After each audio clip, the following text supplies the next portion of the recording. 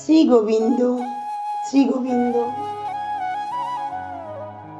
শ্রীকৃষ্ণের বিভূতি ও তার বিভিন্ন শক্তির কথা আলোচনা করে শুদ্ধ ভক্তেরা দিব্য আনন্দ অনুভব করে।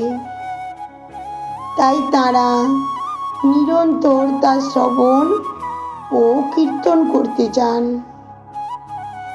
শ্রীকৃষ্ণ জানেন যে জীবেরা তার বিভূতি কুল কিনারা পায় না, তাই তিনি তার বিভিন্ন শক্তি দৃশ্য প্রকাশগুলি কেবল বর্ণনা করতে সক্ষম হয়েছেন।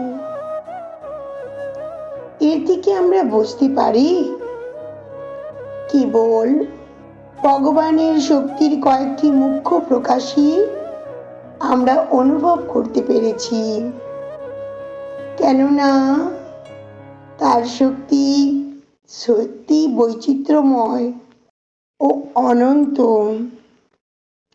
তাই সেই অনন্ত শক্তিকে উপলব্ধি করা আমাদের এই সাধারণ জড়জীবেদের পক্ষে কখনোই সম্ভব নয়।